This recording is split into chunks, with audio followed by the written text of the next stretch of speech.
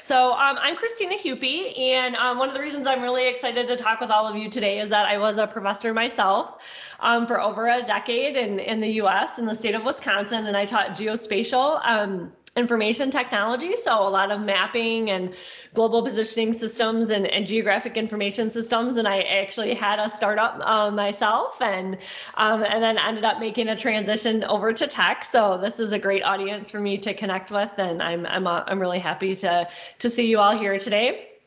At GitLab, I run the education program.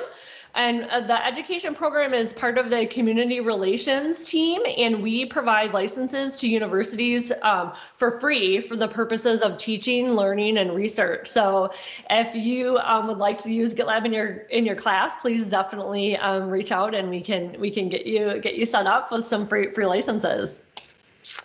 From what I understand, everyone here is really interested in startups, and that's the theme of the day. So I wanted to kind of walk you through a little bit of the journey of GitLab. So GitLab was founded in 2011. Our chief technical officer, Dimitri, needed a great tool. He wanted a great tool to collaborate with his team, and he wanted something that was efficient and enjoyable. And so he created GitLab from his house in Ukraine. And it's always great to hear Sid tell the story, because he says it's a house without running water. But Dimitri perceived not having a great coding collaboration tool as a bigger problem than the daily trip to the communal well. So that's where we started in 2011 with an issue tracker and source code management only. And then Sid saw GitLab for the first time, and he checked out the code. He was a Ruby programmer, and he was really impressed with the base of the code. And at that point in time, in 2012, we already had 3 contributions in the first year to the open core of the platform, and that was really exciting to Sid. And so we asked Hacker News if they were interested in using GitLab.com, and then hundreds of people signed up for the beta. And Dimitri followed and made the first version of GitLab CI. And then one of the next big steps was that GitLab applied for the Y Combinator program. And the Y Combinator program is a startup seed funding accelerator where the startups that are accepted into the program receive seed funding to get going. And there's a couple different requirements to the program. One is that you all live together in the same location in Silicon Valley in San Francisco. And that's what Sid and the 9 team members did at the time, and they participated in the program, and that kind of launched them forward. And you can see that there's a whole bunch of different milestones along the way up here to receiving our last round of Series E funding from Iconic Capital and Goldman Sachs in September of 2019. Here are some photos from back in the day of the Y Combinator start. And as I mentioned, they all lived in the same house in the San Francisco Bay Area. And there is Dimitri and Sid down the street. And apparently they bought this big SUV that they would all be able to fit in there, so you can see the picture. And that is the original logo that obviously morphed a little bit over time. And I encourage you to, if you Google Y Combinator Demo Day on YouTube, you will find the video of Sid's original presentation. And one of the things that Sid talks about in that presentation is our open core foundation. And I think that message really is important to hear, because it's followed through with us today, and it is really a key part of our success. I think it's also a great video to watch because Sid is really able to convey what GitLab does very succinctly and very clearly, and within just a few minutes. And so it's pretty impressive. And there's not fancy slides. It's just him on stage telling the story. It's 2 or 3 minute video, and I think it really speaks to the passion. And I know our previous speaker was mentioning that as well. And I think that's a key aspect to the success of startups. So today, GitLab is the most popular solution for the enterprise in terms of DevOps. So we were officially incorporated in 2014. We now have 1,300 employees across 68 countries. I think that might be a little bit higher now with this slide maybe needs to be updated. And we do have a federal entity established in 2018 in the US. We have over 100,000 organizations using GitLab, millions of users, 70+% share of the self-managed DevOps repository market. And again, we are open source at our core. We have 3,000 code contributors and 10,000 code total contributions over time. And if you look at our exit occurring annual revenue, you can see that we're growing in that department successfully as well. And we're used by major organizations, again, over 100,000 in different sectors, enterprise, mid-market, SMB, and public sector. And I think what's important about this slide is that you can see, maybe some of these are familiar to you, but maybe they're not. But overall, they're doing very different things. So obviously, Goldman Sachs, an investment banking in the banking industry, finance industry, Ticketmaster, selling tickets, open source partners, Cloud Native Computing Foundation, all the way over to the European Space Agency and universities. So the point I want to make here is that making software is a key part of what so many different organizations do. And so GitLab is able to help them do that better and faster and more efficiently. And I think that that's a really exciting part of being in the software industry, which most of you are kind of involved in some way, given your background. So that's one thing that I wanted to share with you. I know some of you have heard of DevOps before, but I know we do have a mixed audience. So I just want to talk a little bit about what DevOps is, and I think that will help understand some of what GitLab's success has been as well. So what is the dev, what is the ops, and why do they matter? So software is eating the world is a quote that you may have heard. It was said 10 years ago by a venture capitalist, Mark Andreessen. And the idea really is that software is the present and it's the future. So companies want to be the best at what they do in their industry, but they need to be the best at making the software that does what they need to do as well. So in a sense, they're kind of one and the same. And yes, obviously a lot of companies are going to buy a third-party software to help them do their business, but many of them need to add on to that software or create their own software. And so really all of these innovative industries are pushing boundaries and they need to make their own software. And that's why development is a really exciting career to be in. So if you think of when you're just getting started, when you first start learning to code, you store the code on your computer, you compile the code and run it locally, and then you debug it to see the result of what you're coding on the computer. And just kind of a funny, an example of that level is as Kelsey Hightower, who's a well-known dev evangelist, was teaching his daughter how to code, and she was working on a project and she got it to run locally, and then she wanted to share it with her friends. And she asked Kelsey, well, can't I just share localhost, 3030 or whatever the URL was? And he had to explain, no, that's your local dev environment. You have to push it up to the cloud to be able to share it with the rest of your friends. And so that simple mindset kind of helps you understand the challenges that we face from when we're coding on our own, and then when we want to share what we're building, we meet some obstacles. So the first obstacle is how do you collaborate and build code collectively with your friends and colleagues or anyone that you need to work with, especially even in a startup company, right?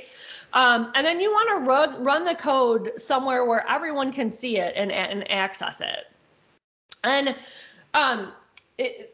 we like to simplify things to help kind of everyone understand where we're at. So if we think about Microsoft Word or any static word editor, I'm sure a lot of you have worked on a paper with classmates. So in a static environment or sequential environment, one person edits, there's multiple copies, there's multiple handoffs, and then there's version conflicts. When you try to bring things back together, you're waiting for feedback. It's just a slow process.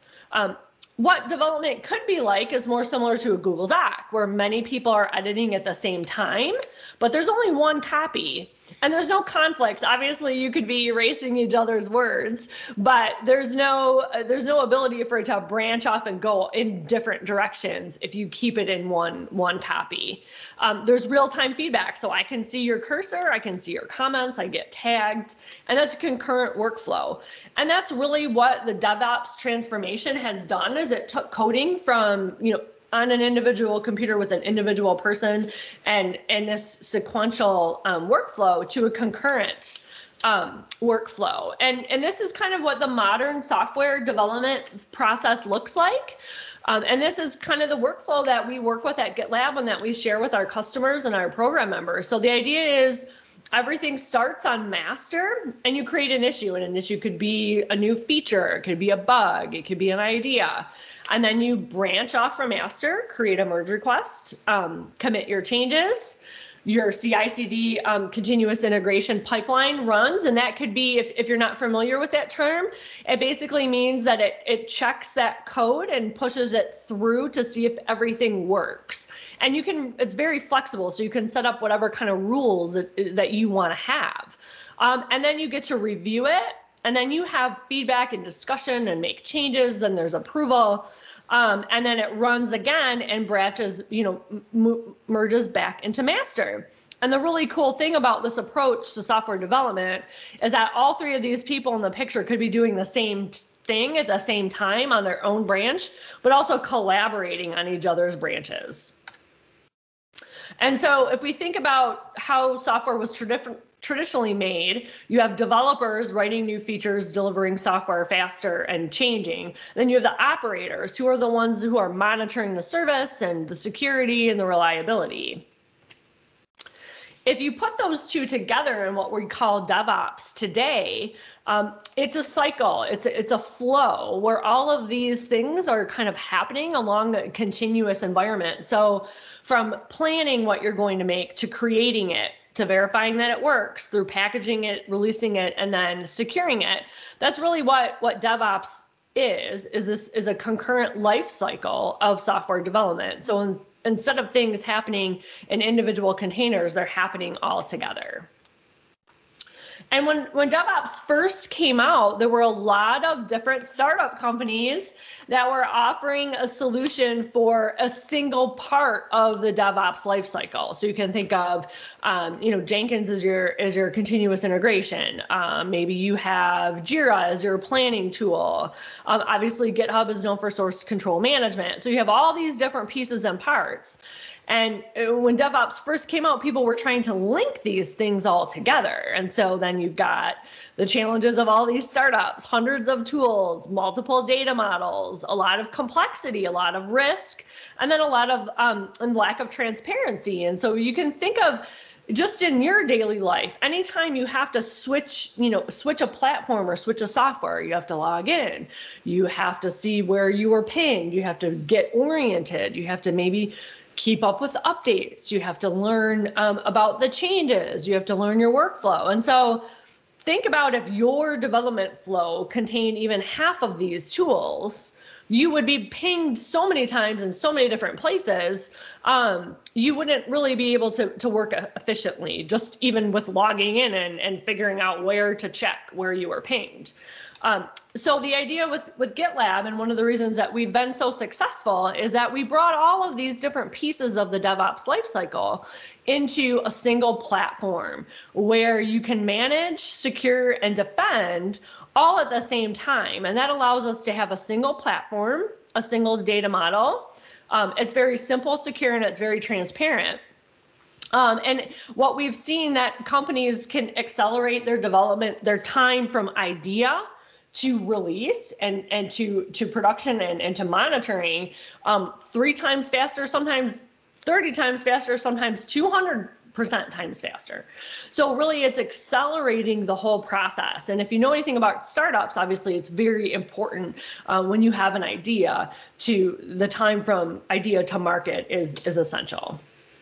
And so GitLab is the first single application for the entire DevOps lifecycle. And I don't have time to go through all of this, but because I want to get to some of the things that have helped us be successful. But it manages. We start at manage and then work all the way through to protect. And one of the key things that we'll talk about is that we use GitLab to build GitLab and run the company as well. And this is one of the reasons why we've been able to release so many features over time. So this is a history of our feature release. And we do release every month, and you can see that we're going to need a bigger slide here or smaller fonts because we're running out here in 2021. And so this is just an example of how we're able to, both with our open core and our community contributing, and then by using our own platform to build the tool, we're able to have a very fast or exponential product improvement. So how do we do it? I know that's kind of a lot of background, but but it sets the stage for understanding how GitLab has been able to be so successful. So first of all, the first thing I want to touch on is that we are an all remote organization. So there are a bunch of different structures in terms of how companies are organized physically, all the way from no remote, which is a traditional office setting where no one is allowed to work at home or remotely, and they have to be in the office every day, to remote allowed, hybrid remote, and remote first, all the way to all remote on the right side. And GitLab actually started off with an office in San Francisco after Y Combinator. And Sid is great at kind of telling the story. He found out that people first started using the office, but then over time they stopped coming in and they realized that they could be just as effective working remotely.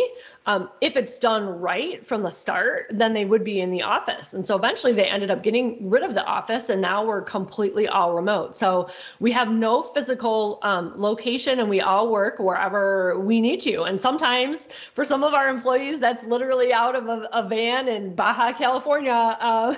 Sometimes it's, living with relatives in different parts of the world whenever they feel like it. And sometimes it's, working in their traditional house.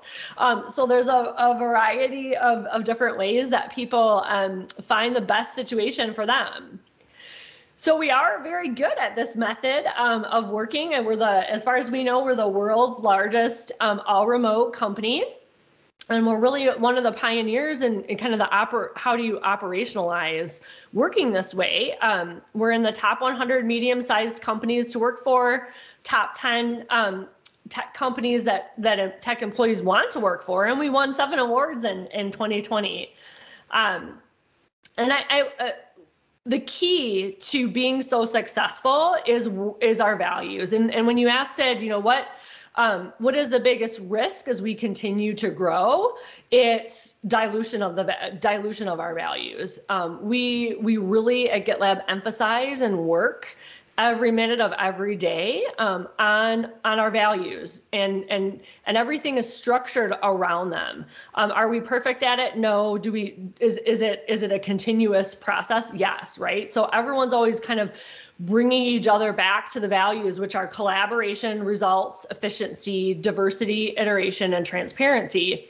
And so, there were questions in the previous session on kind of what company should I work for, and how do I know, and how do I find the right place? And maybe you're interested in starting your own. I think looking at a company's values and understanding how important they are, whether that's, again, you're starting your own or going to work somewhere else, is really kind of essential for the fit.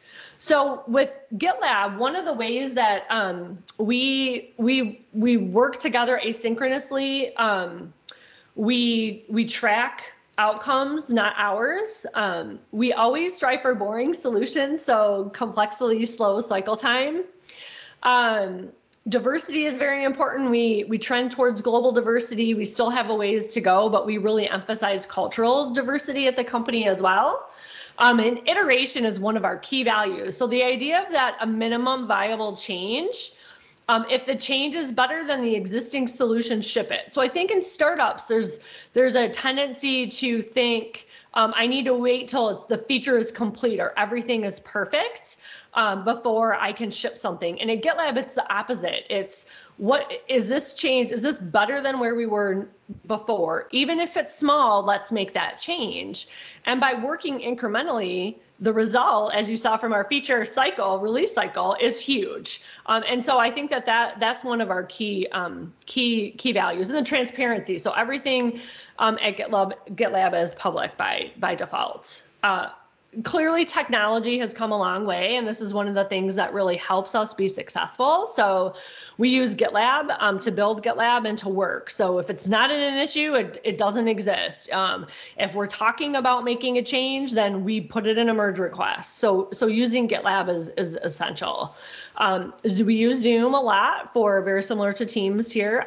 We use Slack for the day in and day out communication. I'll talk about this again, but we delete our Slack history after 90 days so that we don't have Slack as a single source of truth. It's just it's a way of kind of making announcements and communicating and connecting on that minute-to-minute daily basis rather than a source of record. We use YouTube, so all of our meetings, unless they're sensitive information, are recorded and shared on our Unfiltered channel. So if you're interested in GitLab, I would definitely take a look at our GitLab Unfiltered YouTube channel. There's a wealth of information, and I watch the videos over lunch, so I get to see Sid talking with his executive team, or talking about an interest in a new feature that we're debating on how to build. So it's the transparency has been also a great way for us to be successful. And then we use the Google suite of tools to help as well. And all of this comes together in one single location called our handbook. And that's definitely something that I've come to just know and absolutely love. And we talk to a lot of companies who have different places that they store kind of their operating model. So maybe it's a project management system, maybe it's a chat tool, maybe it's a document library or digital asset library, but they're all kind of in different tools in different places.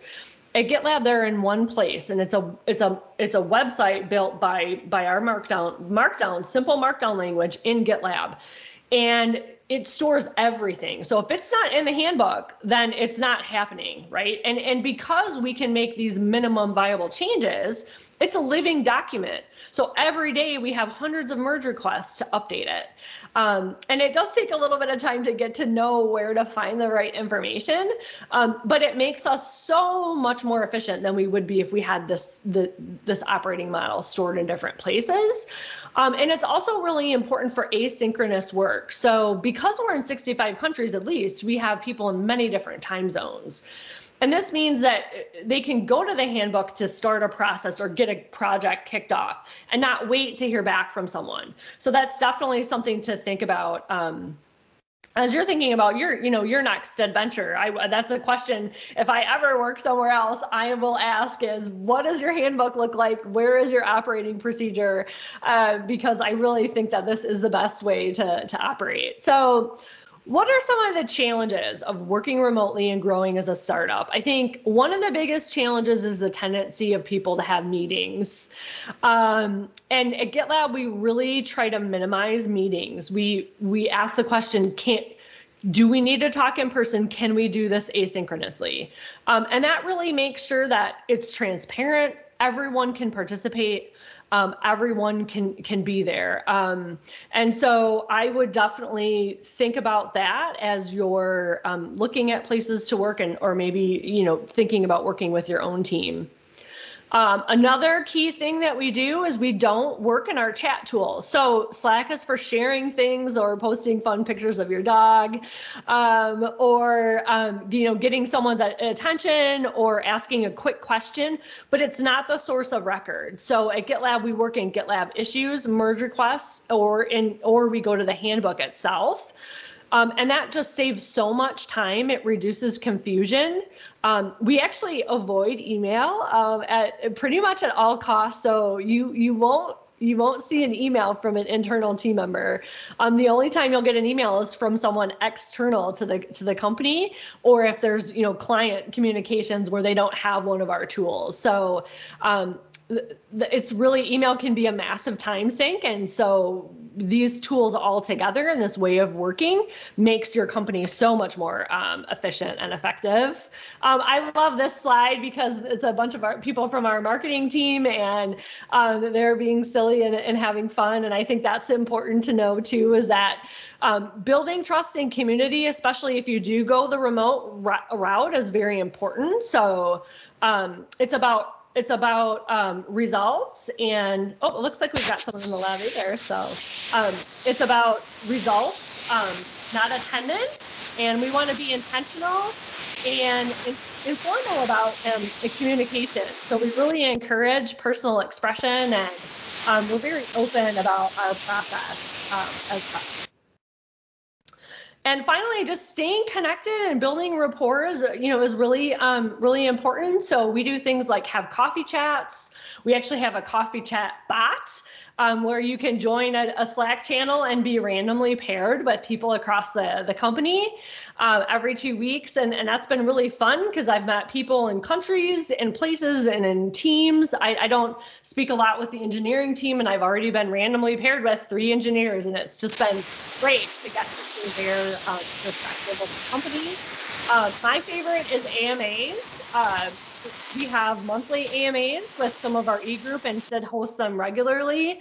And people can just ask, you know, any kind of question. It's a way of getting to know the leadership in your company. And people asked it, you know, what's the latest book you've read, or what's your favorite restaurant, or, you know, the minute you can get on a plane, where are you going to go? And that's just a way to make it more personal, especially when you're working in a remote environment.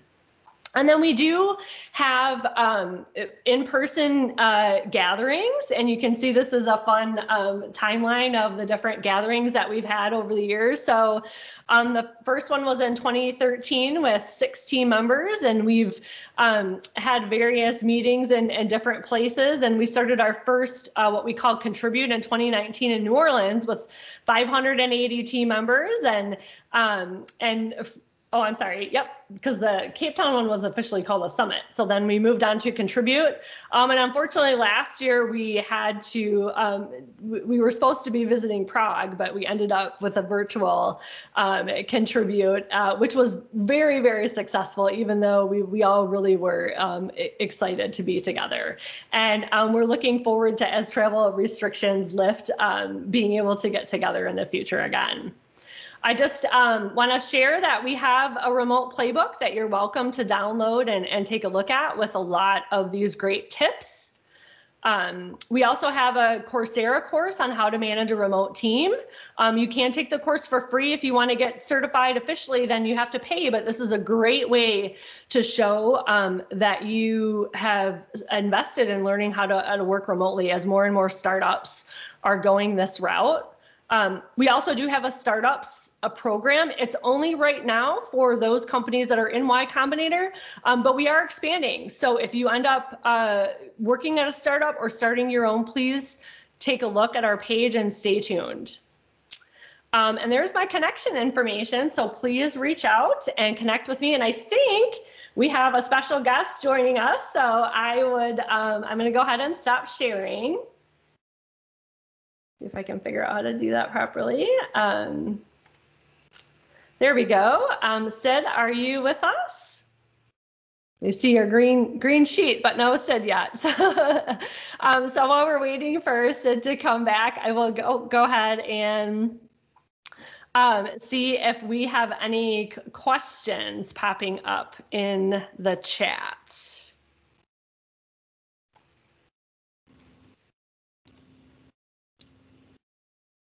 So I'm monitoring the chat for you because I think you can see the chat. I cannot see the chat. I cannot see the chat, but I do see that that Nick has his hand raised. I think that was the first one. So yeah. Nick, would you like to verbalize, and I'll take a start at answering it while we're waiting for Sid to. Oh, we see Sid has his hand raised. Can I ask a question? Sure, Sid, we don't see you. We just see the green sheet. Right, so my question, at SyncVR, we are also a remote company. And of course, during Corona, it's just not possible to meet people in person. And you just had a quick slide about the ways you can kind of keep in touch with your colleagues and to make personal collections online.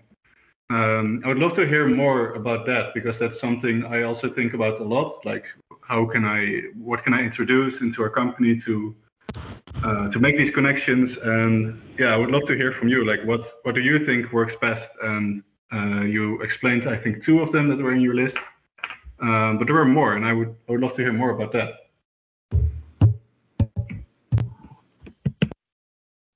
Sid, I'm going to hand it over to you now if you'd love to answer the questions. Yeah, love to. Can you hear me? Cool. Thanks for that. I'm sorry, Nick. I was focused on fighting Microsoft Teams. Can you repeat the question? Yeah, of course. So at SyncVR, we are also a remote company. So everything we do is remote. Also, all of our personal interactions are basically remote. Very rarely do we actually see each other in person. So for us, it's a big challenge to make personal connections with your colleagues. And that's something which was talked about in the presentation very shortly, about personal, these random pairing that you do to talk with, have these random coffee chats, and also the AMA chats that you said. But I would love to hear about how you handle this in more detail. What are the best ways to keep in touch with remote colleagues and to make connections like that, to not get lost in work all the time. Thanks.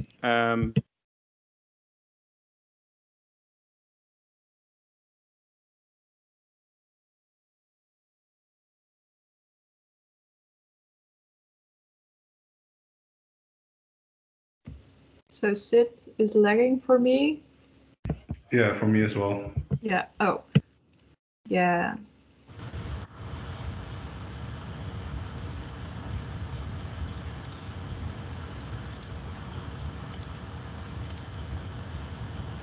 Yes. I'm super sorry. Oh, it's fine. I actually tested Microsoft Teams yesterday in anticipation for this call. This is the first time I'm using it, and it keeps forgetting my device settings, and it just decided to quit on me while trying to screen share.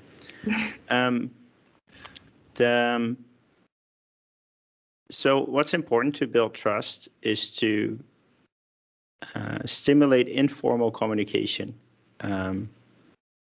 And if you Google GitLab informal communication, you'll find 20 ways in which you can do that. And I think the most important takeaway is, or the 2 most important takeaways is, it's not wasted time. I think you get very efficient in remote meetings, at least we do.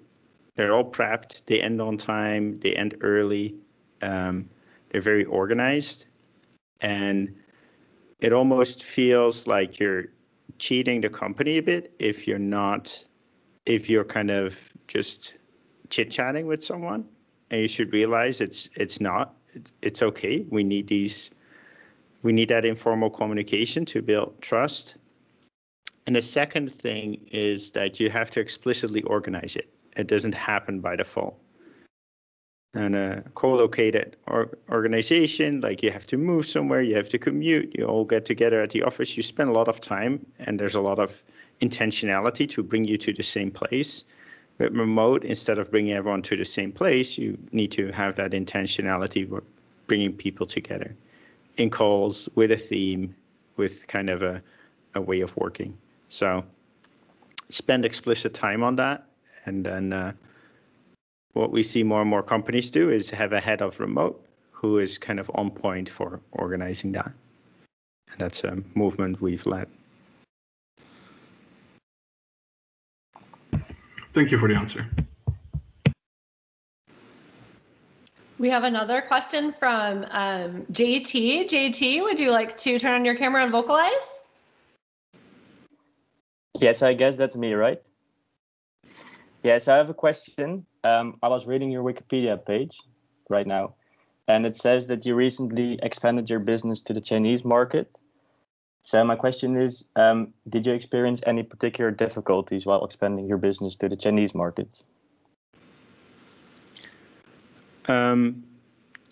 We didn't expand our business as much as a new company was started that we licensed our IP to. So before we were selling in China from GitLab Inc. to resellers.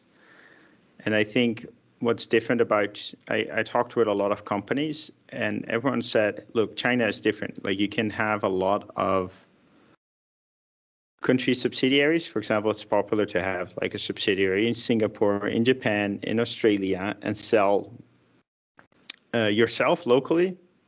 China is a very different market that moves at a different pace, and that has different technologies. And so far, we're seeing that Jihu, the new company just launched, and they move a lot faster than I've ever seen in the West. So different pace, and if you try to control the company from the West, like you have it go through your marketing, your sales teams, they're going to be too slow to compete effectively locally. All right, thank you. Thank you. Ellen, it looks like you have the next question. Yeah, I also have a question. So what were the biggest challenges you came along when just starting your startup and then going to a big mature company? Yeah, lots of challenges along the way. I think it's important that you're always more positive about the future than anybody outside. So keep doing the things that make you positive about the future. Otherwise, you might get acquired along the way. And I think for us, we had a big change in pace after we did Y Combinator. We raised external capital. It was mostly during Y Combinator where we realized that we took plans that would take 6 months and we tried to do as much as we could of it in 2 weeks, which sounds silly, but it turned out with 20% of the scope, with 20% of the effort, we could get a lot of the benefit. Being really ambitious in what you do and kind of cutting scope, but still getting it out the door quickly. And we call that our iteration value. If you Google GitLab iteration, you'll find a lot more what we mean with that. Great, thank you. So I'm also wondering, what is the biggest lesson you learned from growing so fast?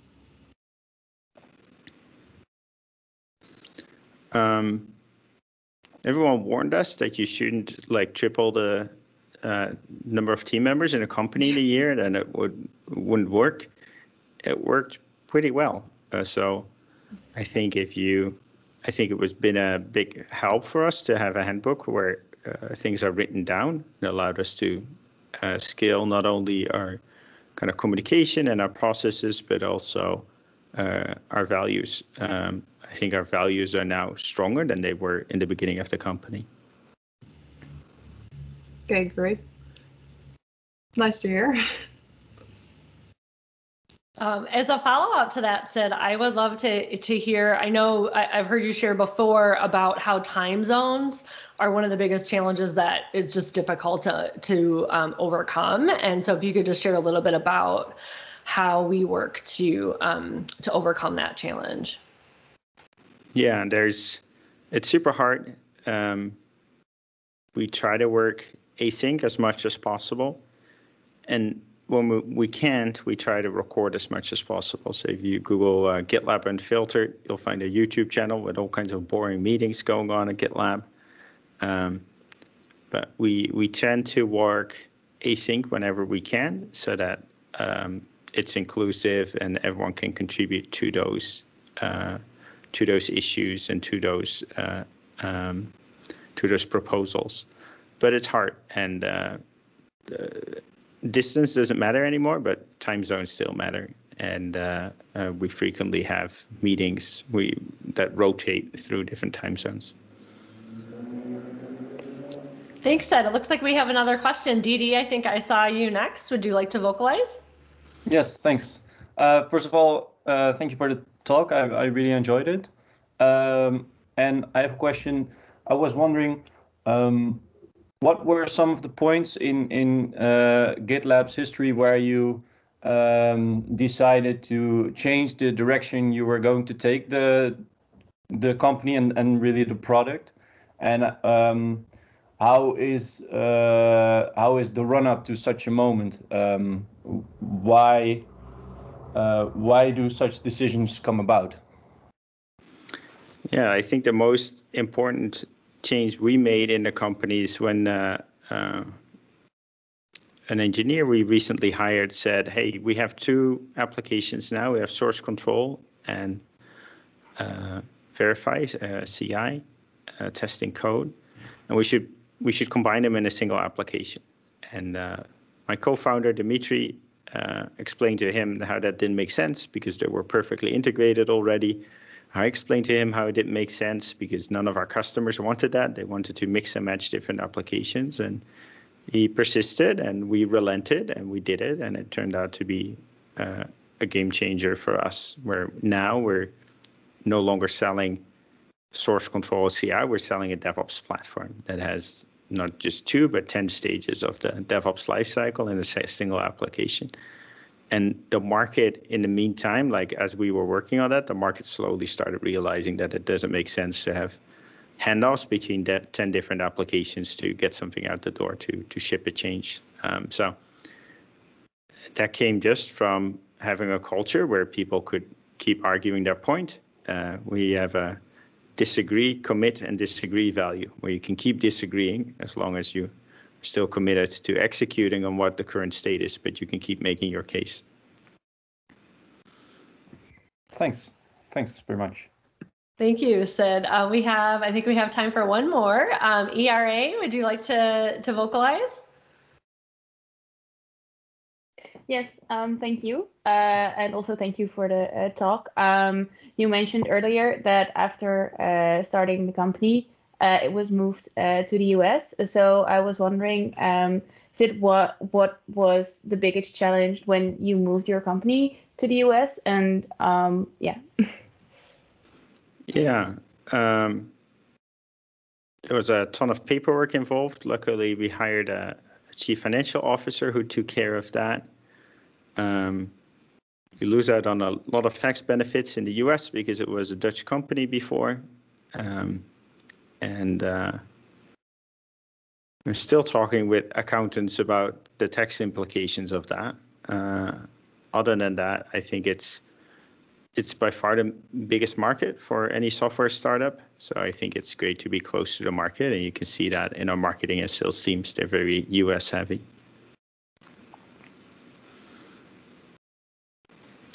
Well, thank you very much, Sid, for joining us. We really appreciate it. I know we're at the top of the time, so we hope you have a great rest of your day. And again, thanks for joining us early in your morning.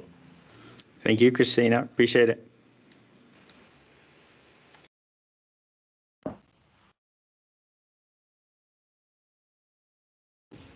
Are there any other questions? I know we're at the end of time, but is there anything else that I can do or answer for all of you? So how do you like working for GitLab on an all remote company? Yeah, so I worked in an all remote company before this, but it was distributed. So we did have a couple offices, but I was remote. And then I moved over to an all remote company. And I can say hands down that there is a very large difference. I absolutely love the flexibility that remote work provides. I'm, the manager of my time, and it allows me to have a family and support them. I have 2 girls who are very active, and my husband and I, juggle keeping them engaged, and just simple things like being able to walk the dogs in the morning and, eat a healthy breakfast and not rush out the door and spend time in traffic. Just those life things are just amazing.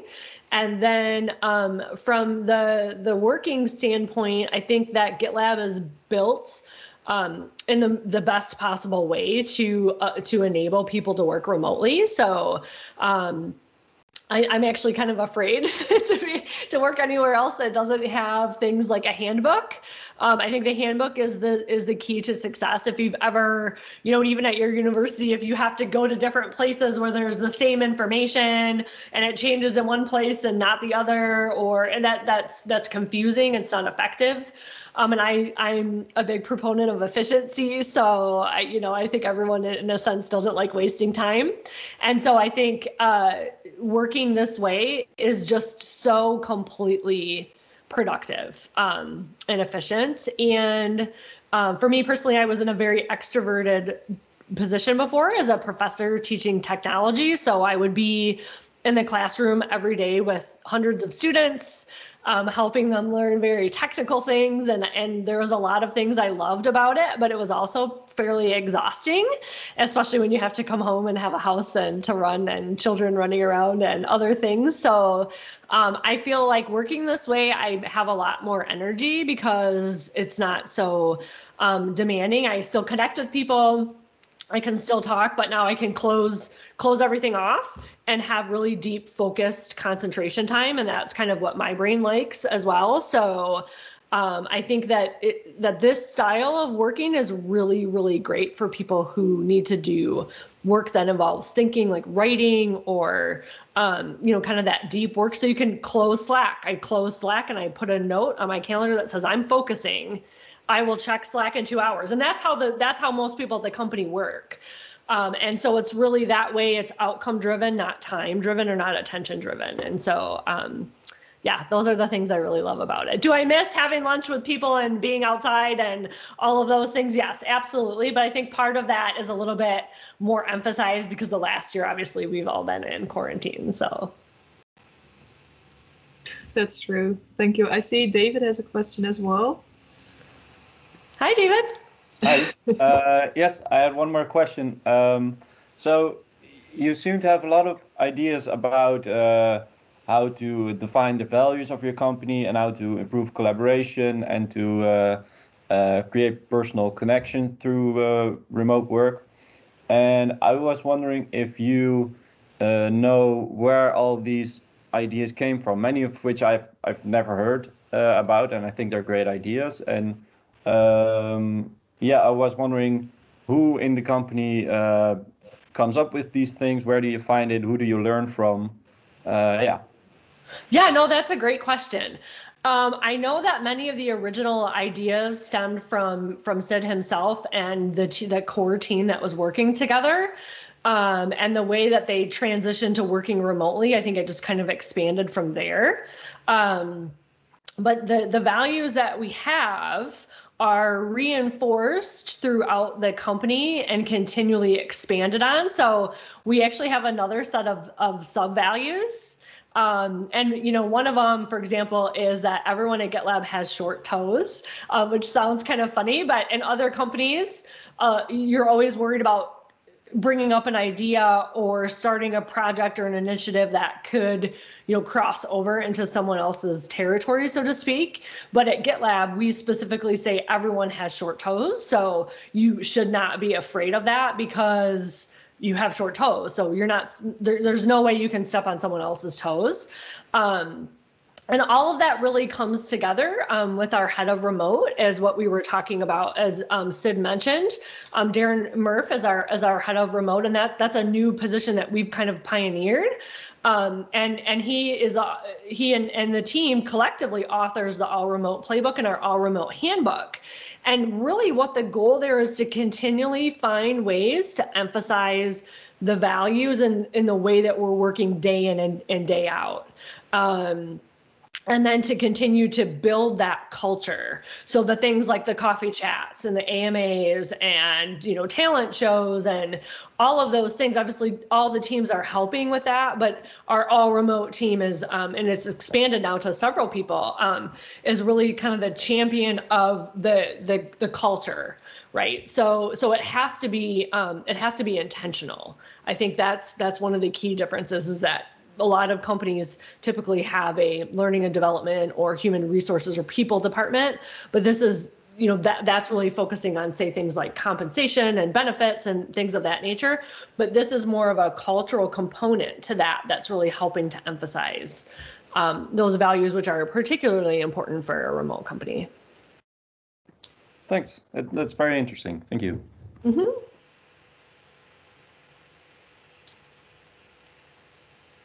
Anything else? So let me see in the chat. So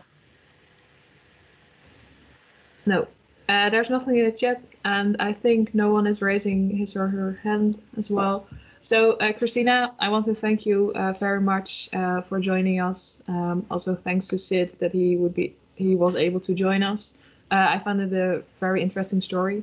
And then thank you for everybody for joining us for this startup day. And that's the end of it. It's great to meet you all. Thanks for the great questions. Appreciate it. Yes. And I'll look forward to sharing the recording, and I'll post it on our Unfiltered channel. So and share it on social as well, so you'll be able to take a look there. Yeah.